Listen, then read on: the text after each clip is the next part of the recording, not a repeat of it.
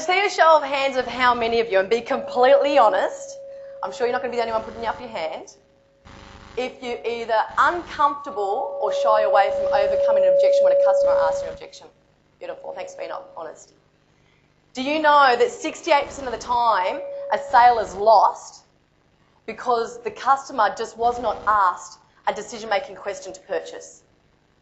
68% of the time a sale is lost because the person who's selling hasn't sat there and said to the customer, out of the two, what are you leaning more towards? Or out of the two, what do you think you'd prefer? Or even which one would you like to give a try? A decision-making question has not been asked, which means about 32% of people, or 32 people out of 100, would actually ask for the sale. Of that 32%, I'm going to start throwing some numbers here at 8 o'clock in the morning. Woo. Of that 32%, less than half will actually overcome the objection. 44% of that 32% will actually overcome the objection, meaning 14 people out of 100 would attempt to overcome an objection and try and close a game. So you guys who put up your hand, thank you for being honest. Of those 14 people who ask, are you with me on this? Yeah?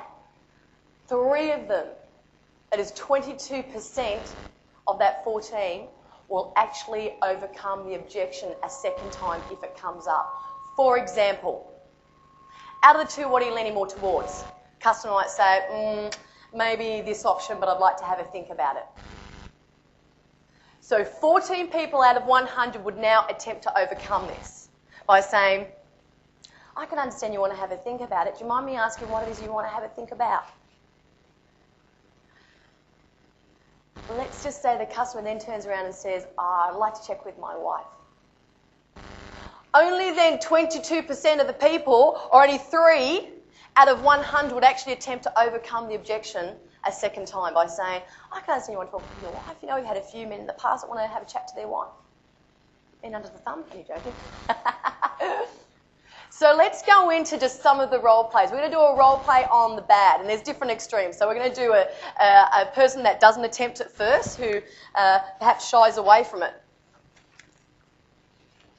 All right. So I'll just set up the scene. What we're going to do is I've already gone through qualification. I've shown Peter around the business, the studio or the health club, and now I've just been through the prices. Yeah? Mm-hmm. So Peter, there's a few options that we have. Out of the two, which one do you think would suit you better? I just probably want to go and have a bit of a think about it first. You want to have a think about it? Yeah. Okay, yeah, sure, that's fine.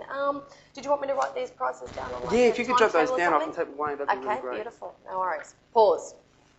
So you get the one person that just completely shies away, yeah? They just say, okay, what on earth do I say here? I'll just say, okay, no worries, let me just keep the conversation flowing so I look really calm. Let me just grab a timetable or something to write the prices down. True? Then you've got the other extreme. What's the other extreme? You have the person that goes for the jugular, yeah? They just go in the attacking mode. So let's just try this one. All right. So Peter, out of the two, what do you think you're leaning more towards, the results or the lifestyle? Can